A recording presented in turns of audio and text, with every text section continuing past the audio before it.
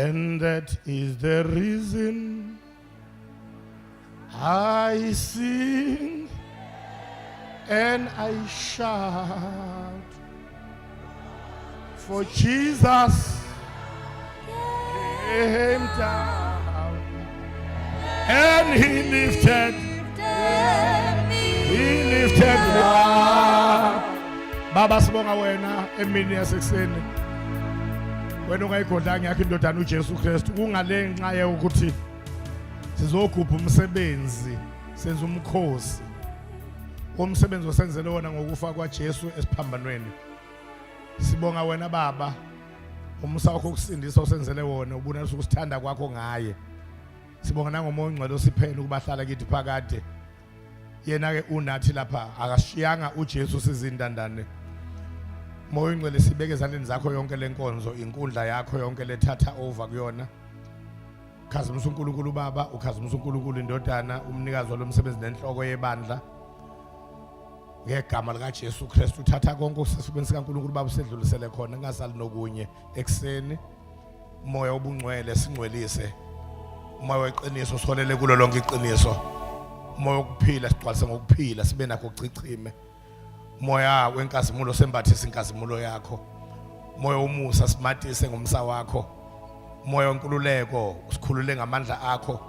Moya waphakade masolo siqondiswe nguwena. Phakathi kwethu ukhuluma uphilisa usindise wophule. Uqashole yonke imichilo yejoka nezibopho zobubi wambula ukhulula usindise. Sebenze phakathi kwethu ngomoya okuhlanipha nokuqonda. Sikhulula umoya wamasu nowamandla. Sikhulula umoya okwazi nokumesaba uJehova.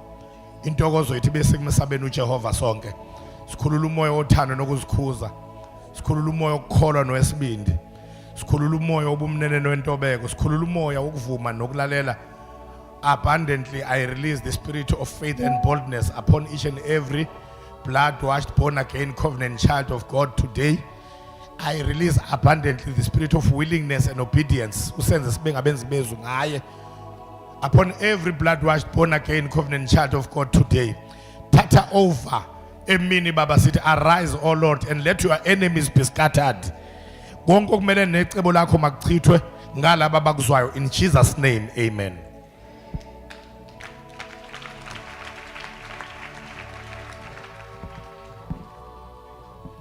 Akabonga uJesu ophilayo. Uqala angibingelele ocotshwe kwaNkulunkulu. Inceka kaNkulunkulu ophezulu konke umholi waleli bandla. Indoda emesabayo uNkulunkulu. One of the best teachers of the word that I know esinaye engiwasekhaya. Utata umfundisi eMalunga. Ziyakufanele ibuko umfundisi ungayeki. Ngegama lika Jesu. Zenza abantu babone ngasiphethwe isifundiswa ngoba kwaba naleyo public opinion ukuthi uma ufaka ibuko uyisifundiswa kudala kwazoba ne public opinion ukuthi uma unomkhaba umnumzane wangempela. Praise the Lord.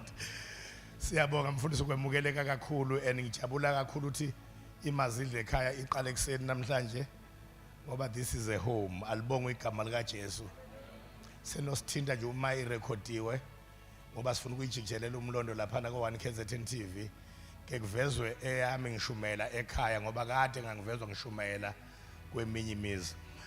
Praise the Lord. Sibingelela umama umfundisi Malunga. Asibonga ukusiphathela kahle inceka kaNkulunkulu nesitsha sikaNkulunkulu. Alibonga igama lika Jesu. Uma indoda kaNkulunkulu nomfundisi engaphethwe kahle umama umbona ngoba benentamo encane. Acice ngentamo ukuthi umuntu uthule nje kodwa uthule phezulu kwezinto la. Intamo isicije njengenyoni lokuthiwa ugilongo encane. Praise the Lord. Sibingelela abafundisi ingcebo kaNkulunkulu ophezulu konke the in-house pastors abafundisi basekhaya ngagcina isibalo siya ko24. Siyinto enkulu kakhulu ngasithathe kancane. Alibo leli gama lithi international liyakhona impela selifezeka ngokusheshsha okukhulu. uNkulunkulu will internationalize akhe igcwale kuma iyoqala iqede ngeSADC iye kuAfrika yonke. Alibonga igama lika Jesu. iKZN lena indawo elingafikanga kuzona ikhehla uRD izofika iakhi masinyana ngokusheshsha okukhulu. Sibingelela ke amakhosikazi abafundisa abasizi abefundisi. Uneyibuko njalo nawe emfundisi uNgubo ngiyakubona. Alibonga igama lika Jesu. Sibingelela ke nabafisayo nabo ngelinye ilanga ukuba befundisi. Nabanesifiso sokuba omama umfundisi. Ngoba leso sifiso sisabilitile namanje. Umuntu afisa uba umama umfundisi ungathi inkulu into ayofika yenza uma esewumama umfundisi. Kanti ujahe nje ukufaka izinkanyezi la yenzishe. Praise the Lord. Ungaze umbone efuna uba umama umfundisi uthi inkulu into ayothi uma esewumama umfundisi ayenze kanti ujahe nje ukugaxa izinkanyezi ngoba nini nomama umfundisi uze ngifaka izinkanyezi.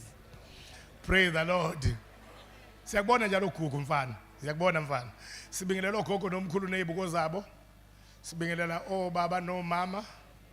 Sibingelela nabafisa kuba obaba nomama one day.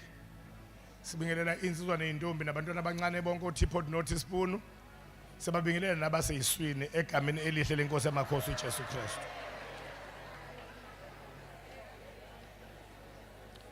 Bengiqonde kwabashadileyo njalo makithi nabaseyiswini ungahamba ufaka uhamba ulayisha nje. Engathi uyiloli elihambe liyo deliver. Asibheke 1 Corinthians chapter 15 verse 45. 1 Corinthians chapter 15 verse 45.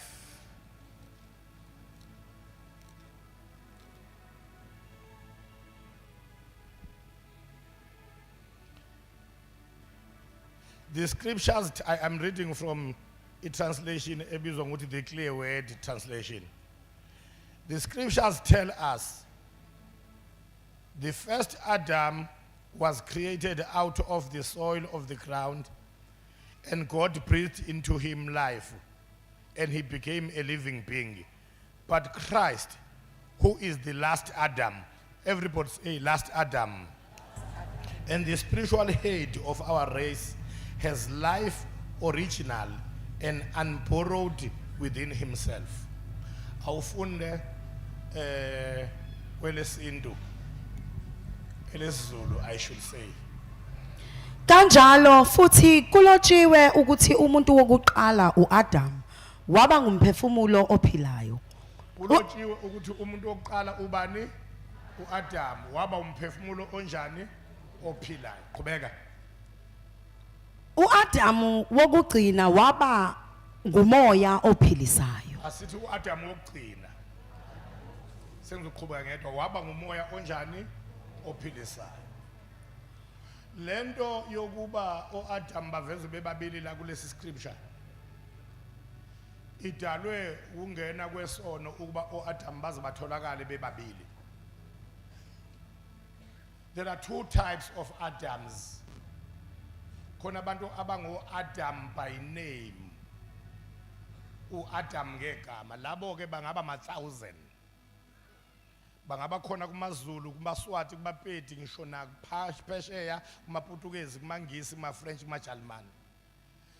Thousands and hundreds of thousands wabantu abango Adam by name. Bese kuzoba khona uhlobo lwesibili itype yoAdam, umuntu oAdam by nature. Lapho babili kuphela abe kubakho abanye.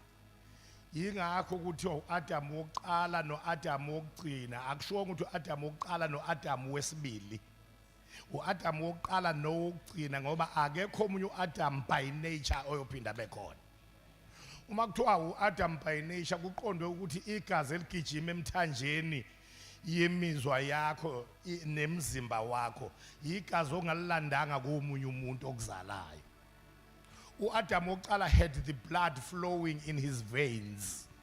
Kodwa igazi laligijima kuyo akalilandanga komunye umuntu nakwenye indoda. Lalandwa direct from heaven and from the maker himself. Bangizwa abantu abakhona la endlini. In other words, we are talking about Adam by nature as a person who is Adam the master copy. uma uzofotocopy ke ilaw yakwa photocopying ithi ubeka imaster copy ngaphezulu bese ubeka ama blank ngaphansi ubusu press ibutton ngesikhathi okupresswe ngasi ibutton ke yilapho ke sezoqala ama blank ethathe iform ne-image of the master copy kuyezwakala kodwa bazalwane so ke inkinga ebekhona la kuAdam oqala as a master copy ukuthi kufika kwabekwa yena phezulu as a master copy kwathi ngakapress ibutton ukuze ama blank phela akwazi ukukhicizeka athathe image yakhe waqhamuka ozocikiza imaster copy wavela washaya ubucikiciki yoniwa imaster copy ingaka photocopy ingaka produce ilikeness yayo iyaqamba ya press ibutton which is giving birth okukuzala kwathi qambe ku press ibutton kwadinga ukuthi manje onke ama blank awaphume esethathe iimage ehamba nobucikiciki bayo imaster copy osebucikiziwe isintu sonke all the human race sizalwe sesonakele ngoba imaster copy yethu yayonakele yona shout hallelujah to an extent that ngakuchazela ukuthi uma kuthi umuntu uyisoni kwazi ukusho ukuthini ukuthi umuntu uyisoni uma kuthi umuntu uyisoni umuntu akayisisoni ngoba eyewona nina nithi umuntu umshaya isibhakela ngoba eshaya isibhakela kodwa lapha endabeni yokuba isoni it's a different case altogether umuntu akabi isoni ngoba eseyewona rather umuntu wona ngoba eyisoni already umuntu uqala ngokuba yisoni umuntu uphuma eyisoni aphumela ukuyokona eqale wona engaphakathi shout hallelujah ehlezi okhalweni lukayise as a male seed umuntu uyisoni esuku point A ngenkathi kuhlangana indoda nomfazi beshada kusuka isoni transfer from point A to point B which is the womb kusuka isoni kwa A siya kwa B kodwa ube yisoni kwakhona esesokhalweni shout hallelujah ngoba ngenkathi ona uAdam kona nabasokhalweni lwakhe mana uthi ngusize kancane ziyenzeka izinto zenziwe zingane zakho ungakayizali sesokhalweni iBhayibheli kumaHebheru lithi ngenkathi uAbraham enikela okweshumi kumpriest uMelkisedeki uLevi wanikela okweshumi esokhalweni lukaAbraham ingakho uzothola into ezokumangaza ebudaleni uma unabantwana ubona umuntu egila imikhuba ongazange wena uyenze phambi kwakhe sewamzala wayenza umsha kodwa awuyenzanga sewuzele yena umbone eyenza exactly ngendlela owuyenza ngayo ucaye uthi uyithatha ngoba akazange akubone uyenza kanti ngenkathi uyenza wena naye wayenza esokhalweni shout hallelujah shout hallelujah yinye into esiza umuntu kuba angazali izizukulwane ezizogcina siyinto angayifuni yena ukuthi uma unezinto ozenzayo ungakazali umntwana phenduka ngoba inkathi uphenduka nabasokhalweni kuwe bayaphenduka shout hallelujah shout hallelujah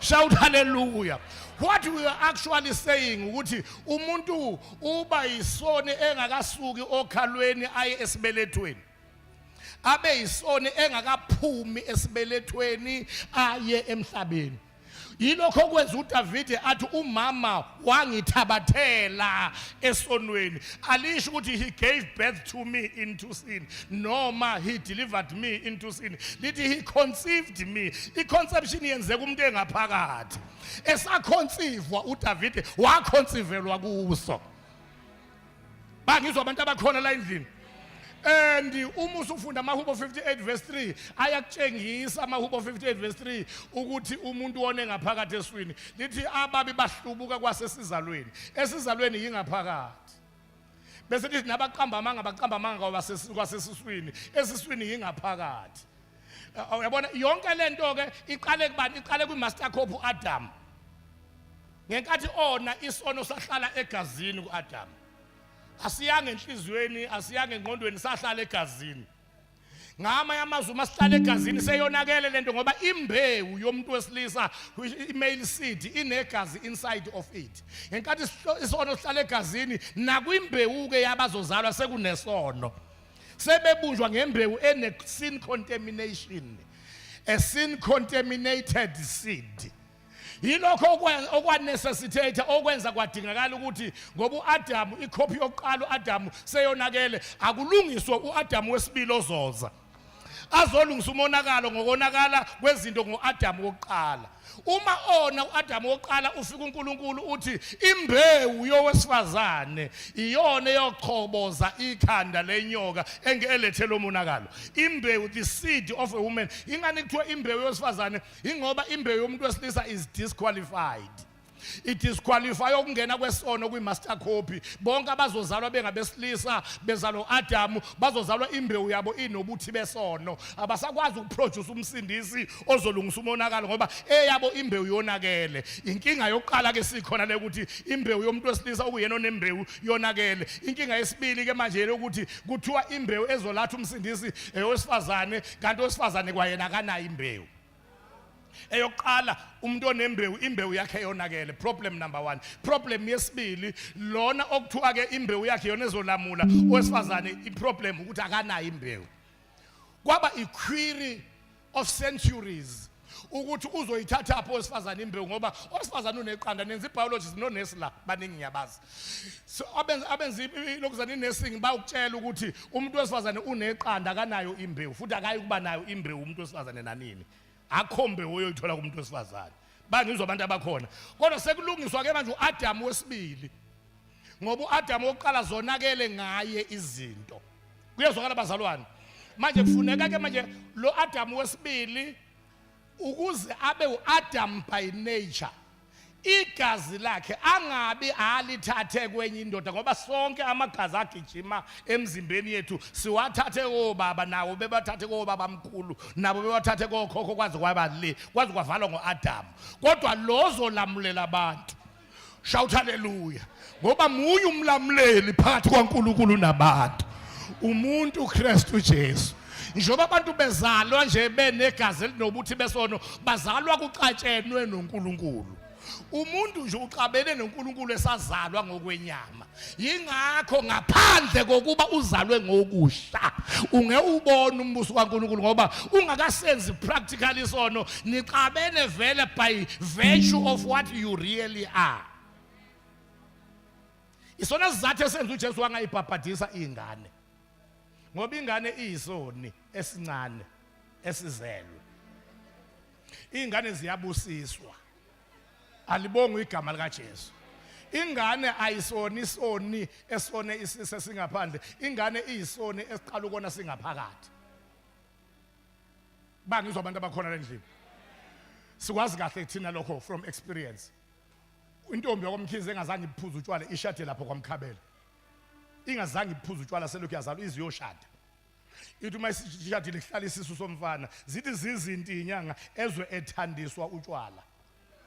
Yena uze washada engazange abuthi mbibi akuyena umuntu wemfinyelelo kodwa ezwe ethandiswa ini bazalwane utshwala. Leli igama lithi uyathandiswa lisho impembuso yokwenziswa. Lisho ukuthi akuyena lo othwele ingane owenzayo kukhona omenzisayo.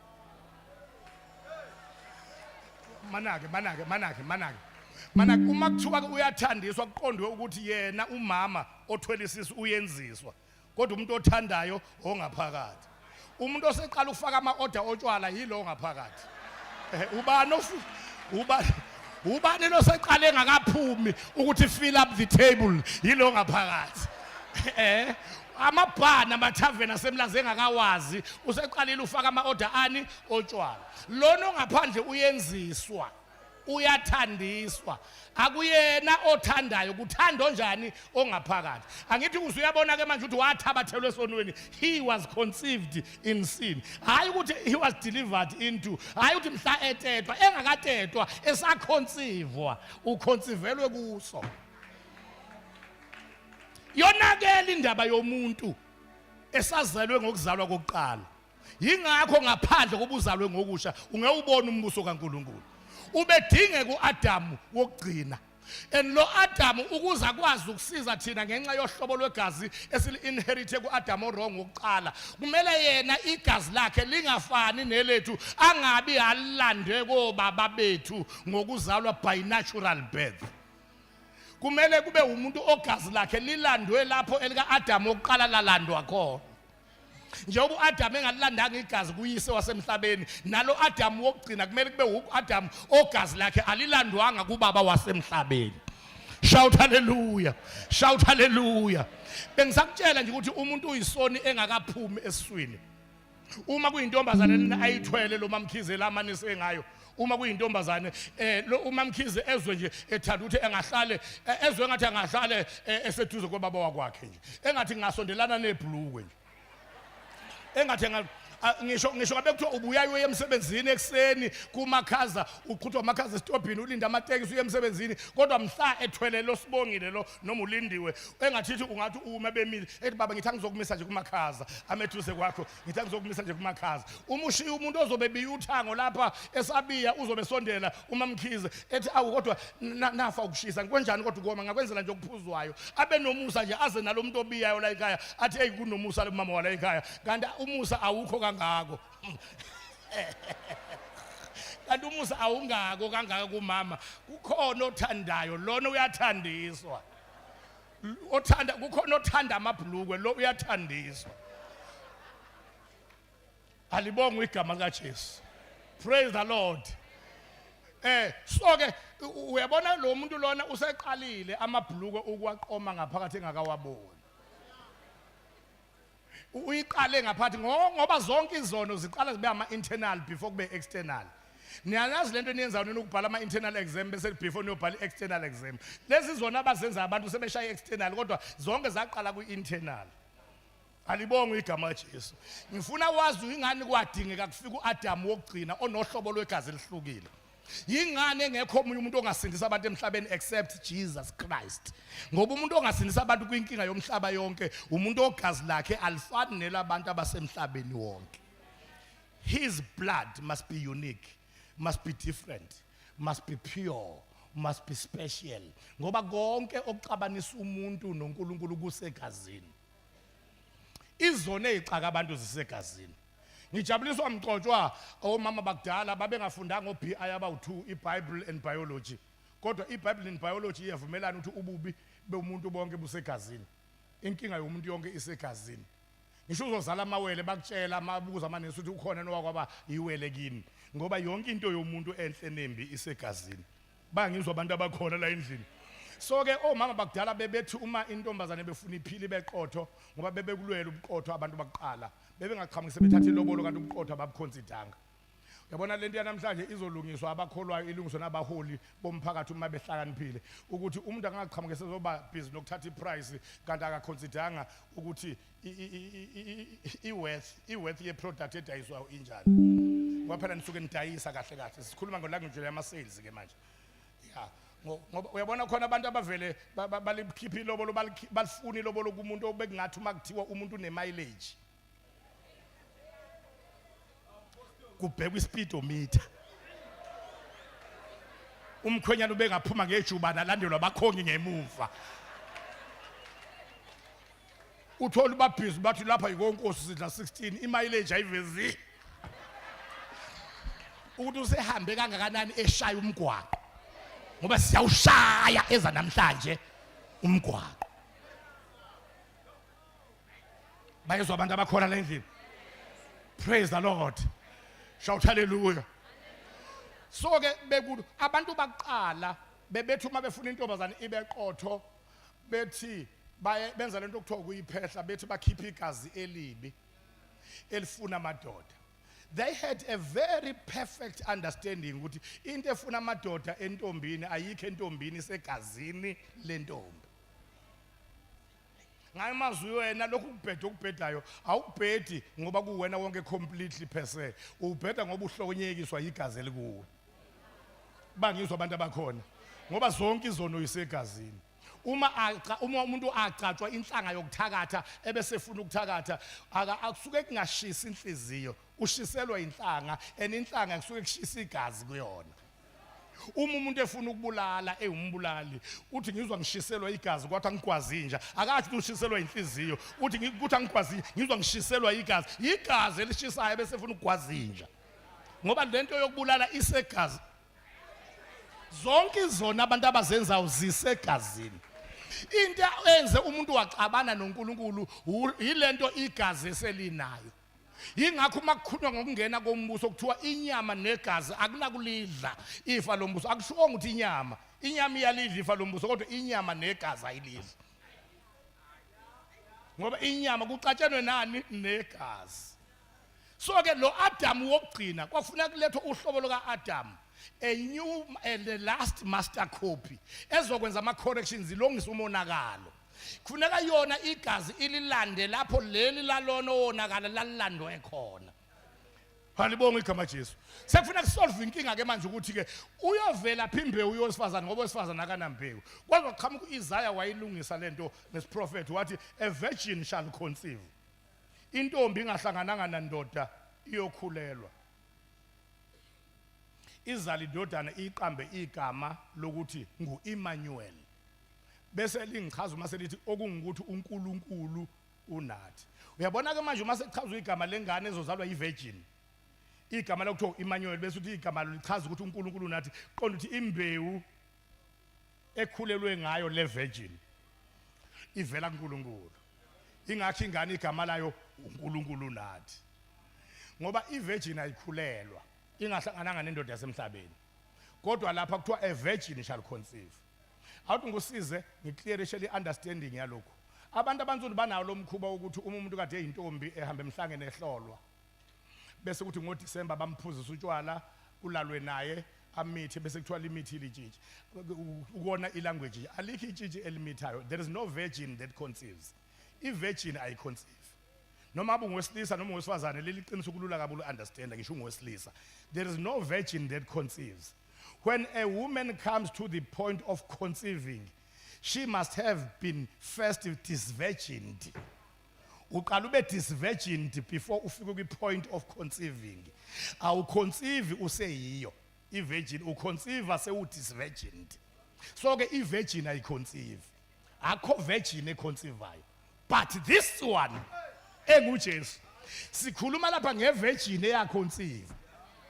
uMaria waconceive eyivirgin. Uyena yedwa umuntu wesifazane ngokwesikhathi namhlanje obengaqualify ukuphatha incwadi ezimbili engahlalelani. Ayihlalelani incwadi yesitifiketi sasemhlangene sobuntombi, certificate of virginity, nencwadi yaseklinikhi yokuyoxukuza. Akekho umuntu obanazo zombili. Akekho umuntu ophatha incwadi zombili eyedwa.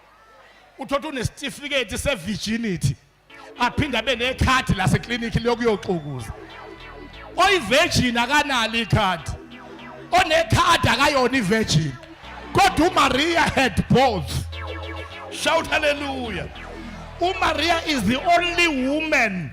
Is the only woman ongaya lapho kuyohlolwa khona intombi isisu si protracted sivelobala aye lapho kuyohlolwa khona intombi babuka nebodwa bathi lona yena soke siwabuka ama results akhe wazethemba kangaka sithi salukazi she is still a virgin.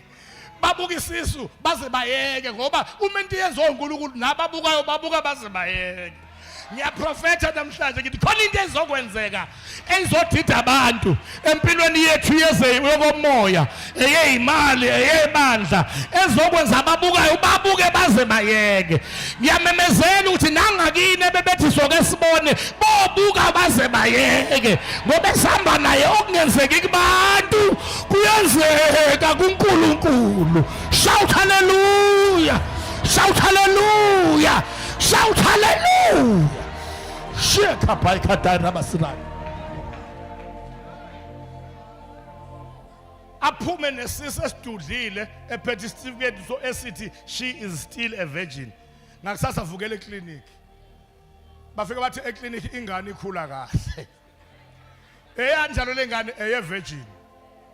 Yikho ke lokho kwadala iproblem number 3. Problem number 1, umuntu wesilisa imbewu yakhe yonakela akasaqualify ukuthi angazala umhlengi nomsindisi. Problem number 2, lo wesifazana ukuthiwa uyena imbewu yakhe ezozala umsindisi akanambewu. Kuyezwala bazalwane.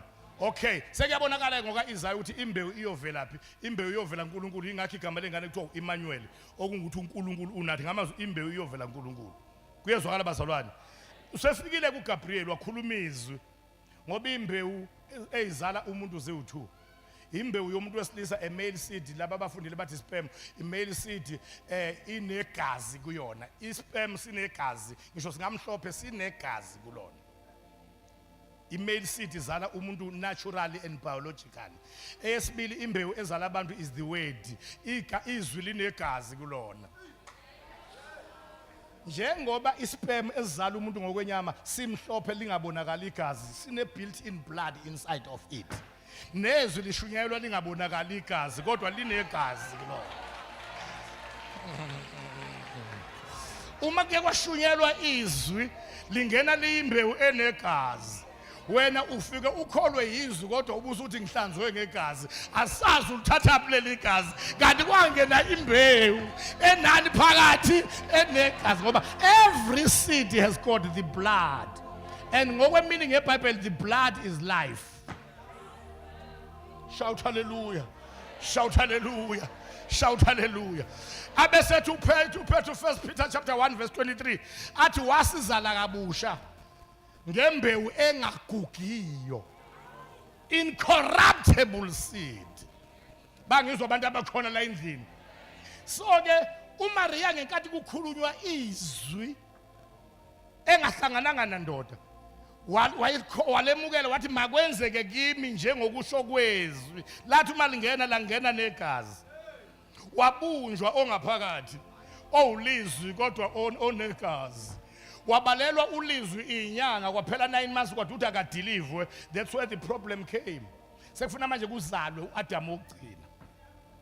Lo Adam wokugcina kumele aphume isiproblem yesithathu ke manje uzophuma kanjani ngoba uma ingane izotetwa ukutetwa kwayo uma izozalwa kumele indlela ezophuma ngayo kube eyavulwa unina mhla ingena. Nansi problem esikhona ngalo Adam wokugcina. Ngoba kumele aphume manje seku 9 months sekufena aphume ngeke uhlale eswini somuntu forever sekumele aphume manje seku 9 months isikhathi sokukhona isikhathi sokungena khona isikhathi sokuphuma alibonga igama laJesu sekufuna aphume phela manje uzophuma kanjani ngoba indlela ingane ephuma ngayo kumele kube indlela ahamba kuyona uyise eyavulwa uyise mhla ingane iyobekwa. Iproblem lena akho yise owavula indlela mhla lengane iyobekwa kwakhulunywa izwi langena ngenhla ingane ayingenanga laba akho indlela isavalekile kodwa ingane ingaphakathi kodwa indlela ivalekile kwadinga ukuthi ongaphakathi akayiprove yena ukuthi yena uyindlela neqiniso nokuphila waphuma kuvaliwe. Shout ngoba sikhonzo namandla sikhonzo phuma kuvaliwe singena lapho kungangenwa khona siphuma lapho kungaphunywa khona. uAdam wokugcina lo engikhuluma ngayo alibonga igama Jesu laba babheda abangabahedeni abathi amangala ukuthi uJesu wakhulelwa ngomoya ongcwele uMaria wakhulelwa ngomoya ongcwele amangala ayikho into enjalo laba babhedayo bakhohlwa into eyodwa ukuthi iaccount yeGospel of Matthew ikhuluma ngoMaria ezokwaliwa. Singakabalwa nje thina sonke iBhayibheli liveza uMaria ewumuntu wokwaliwa walanyulelwa ezokwaliwa.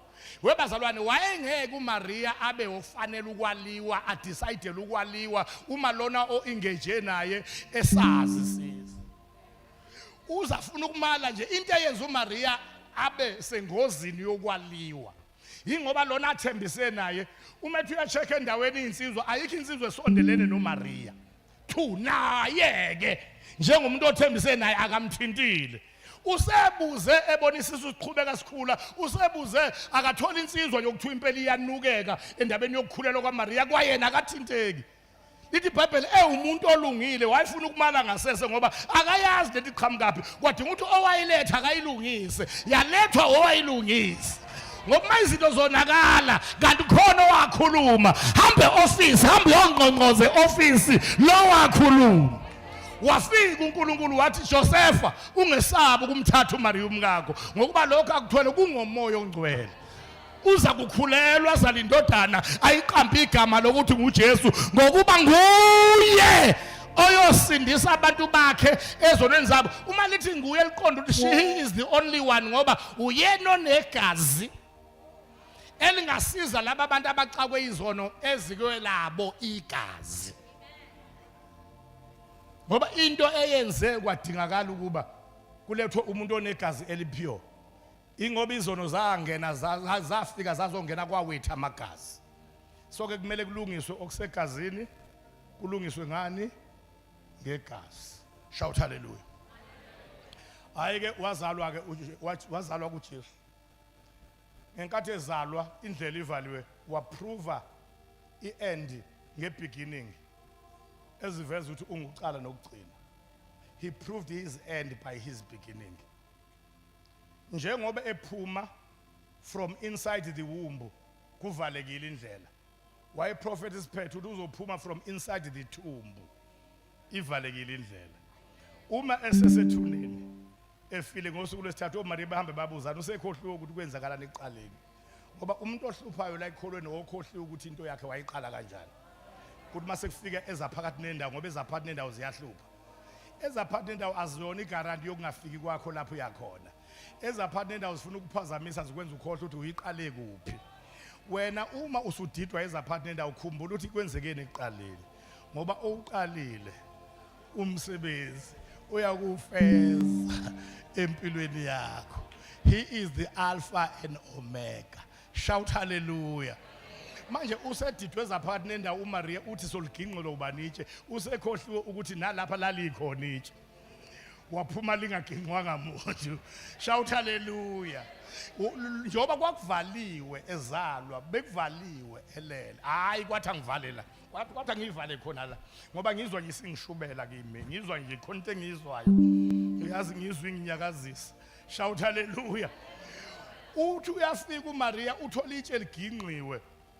Uma ethi uyabheka ngaphakathi ithuna li-empty ngoba ethi inkosi li-empty ithuna.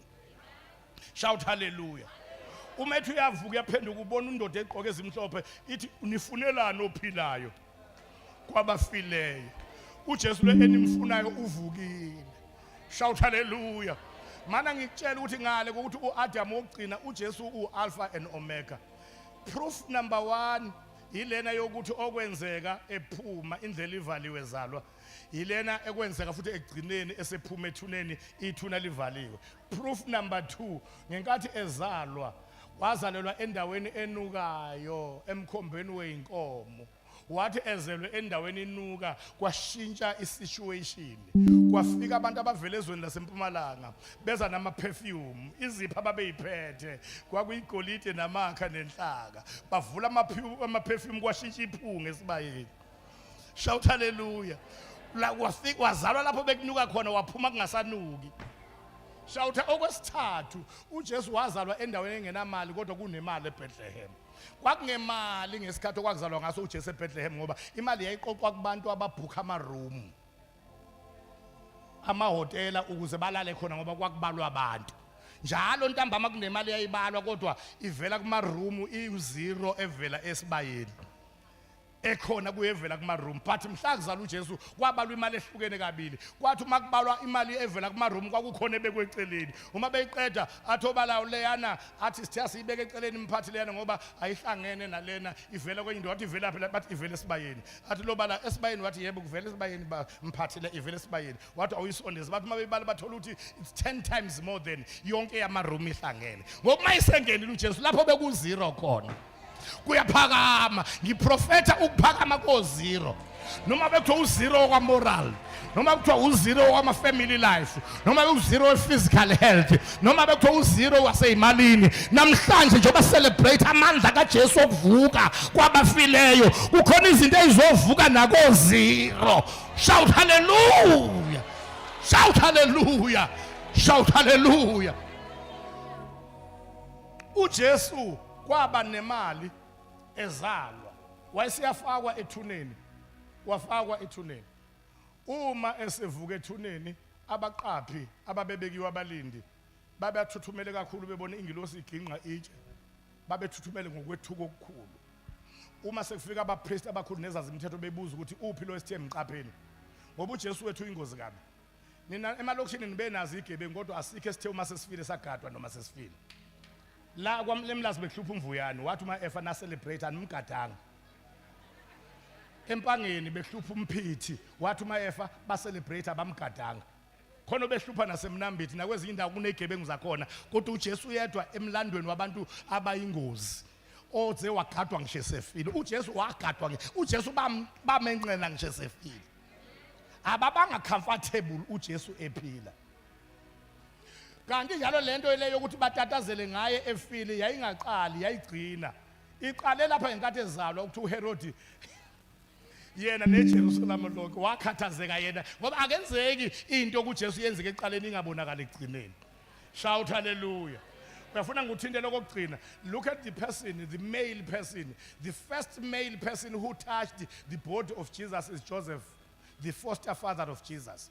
Ungithi phela unomkakhe, umkakhe uyateta la. Umemtata ingane igezwa, kumele isimayiqeda lapha idlulisele kuyise. Munye kuphela umuntu wesilisa oseduze kaMaria enkathi kuzalwa uJesu uJoseph. So the first hand yomuntu wesilisa eyathinta umzimba kaJesu is Joseph.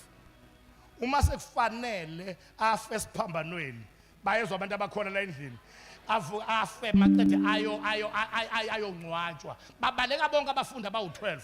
Kwasondela indoda ekathi ingekho ogama la uJoseph wase-Arimathea inethune lalibekiwe alibonga igama kaJesu iyona iyathatha isidumbu sikaJesu ngenkathi siyongena ethuneni. The last male person who touched the body of Jesus is Joseph, just as it is in the beginning. Umuntu wesilisa owathinta umzimba kaJesu kwaba uJosepha. Umuntu wokugcina owathinta umzimba kaJesu uJoseph. Onendlebe makezo. Shout hallelujah. Shout hallelujah. Shout hallelujah. Itshela le ndaba itshela lo Jesu wakho lento ayiyo ekuqaleni iyona yiyo egcineni. Uma eqale nawe noma ngavela ubuhlobo lwestorm khululeka hamba nezwi elithewelelani ngaphesheya. As long as beni nawe eqaleni ngenkathi ethewelelani ngaphesheya uzoba nani kuze kufike ngaphesheya. Akusho lutho kunemimoya ephambene nomkhumbi. Shout hallelujah. Wavuka uAdam wokugcina wavuka. Ngiyanqamulela nje manje wavuka uAdam wokugcina kanti ngenkathi lengesiphambanweni kwakhongozelwa lelo gazi ngoba it was a precious blood.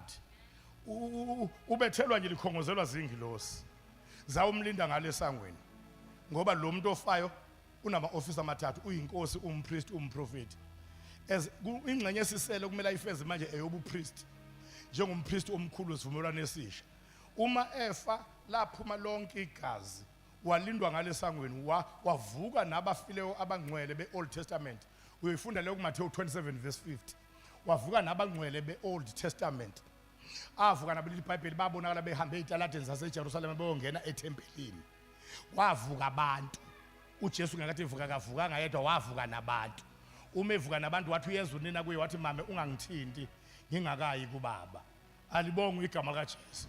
Kanti useyofeza inkonzo kaAdam wokugcina wokulungisa umonakalo owenziwa uAdam wokuqala ngegazi elisha ngohlobo olusha lwegazi. A new type of blood. A blood that was desperately needed by the whole earth. Ukuze kulunga izinto emhlabeni kudingeka lolu hlobo lwegazi empilweni yomuntu.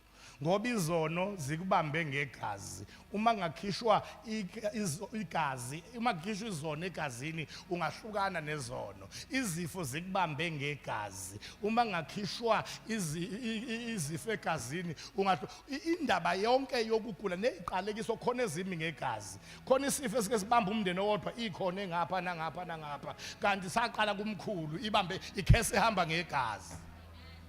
Alibonga igama likaJesu. Kukhona izimo ezixaka abantu ngegazi. Thothi abantu bakhona banaleyo nkinga bazalwa bonke benaleyo nkinga. Alibonga igama likaJesu. So ke uNkulunkulu waletha uJesu ukuze eze nohlobo lwegazi ozoshaya inkinga eyisegazini ayishaye ngegazi. The uma ethi uhlangana noMaria wathi mame ungangithinti ngingakayi kubaba. Uma ethi ungangithinti hayi ngoba eyiqhenya. Uthi ungangithinti ngoba comply with a Levitical law. Umthetho kaLevi wobupriest uthi umpriest uma ezongena endaweni engcwele akangathinti umuntu. Angathintwa umuntu. Kodwa usethi ke hamba utshela abafundi bami ukuthi ngiyabandulela ukuya eGalile. eGalile useyathintwa. Uzofika eGalile athi kuThomas faka izandla emanxebeni ngoba useyathintwa. Kodwa lapha uthi ungangithinti ngoba usakubaba. Umenyuka ke nyoka ngayedwa wenyuka nalabo avuke nabo ngosuku lwesithathu. Uyafika lapha ningi losi zimlinde ngegazi esangweni. ungena usengena uphethe igazi lakhe njengompristi omkhulu wesivumelwano esisha kungenje ngompristi wesivumelwano sakudala ababengana ngegazi okungelonelabo leyimbuzi neleyinqama kodwa yena ungena ngelakhe wathi engena wayelichela wayelifafaza wathi baba sengibuye nabo sebehlanziwe sebehlanguliwe sebethethelelwe sebehlengiwe sabalwa kulelo gazi ngamandla alelo gazi. There is no type of sinner that cannot be saved. Ngamandla alelo gazi there is no type of curse that cannot be destroyed or broken. Ngamandla alelo gazi there is no type of poverty that cannot be overcome. Ngamandla alelo gazi even premature death iyavalwa ithula umsindo kushafa ukufa kuhlehla ukufa ngamandla alelo gazi. Shout hallelujah. Hayikitlobo yesifo ongakhululwa kuyona. You get delivered from every sickness. In closing, let me tell you, ungakuthathi kancane okukhulunywa kuSambulo 12 verse 11 lapho kuthiwa khona nathi uqobo lwethu simnqobile omubi ngegazi lewundlu nangezwi lobufakazi bethu. Inkinga yala kwaZulu Natal ukuthi sonke ngisho singakholwa okholwa ungakholwa abantu bakwaZulu Natal bane moralistic nature. We are too moralistic. uNkulunkulu eke wathi ezwini lakhe melanani noSathane niqinile ekholweni kwenu nivele nicabange ukumelana naye endabeni emayelana nesono kuphela ngoba umuntu omoralistic uhleze ecabanga along the area yesono kuphela. Moralistic ayikho enye angle oyicabangayo ngaphandle kwe-angle yesono. Uma ke wathi uSathane melanani naye niqinile ucabanga ukumelana naye ukuba ngalethi izono kanti uma kuthiwa melanani naye kuthiwa melanani naye angalethi konke okwakhe angalethi izono angalethi izifo angalethi iqalekiso angalethi poverty angalethi i-premature death ukufa ngabe isikhathi ngoba when Jesus hung on the cross he destroyed all these things. 1 John 3 verse 8 uthi for this purpose the Son of Man was manifested that he may destroy all the works of the evil one. Ngegazi lakhe uJesu destroy all the works of the evil one. Udestroy izono, wa destroy izifo, wa destroy poverty, wa destroy i-premature death, wa destroy iqalekiso. Simnqobile omubi ngegazi lewundlu nangezwi lobufakazi bethu lawa ngamandla kaAdam wokugcina. Asakhali ngoAdam ukuthi wake wasilayo uAdam ngoba sinowethu uAdam wakwayilungisa izinto zilungile. God bless you.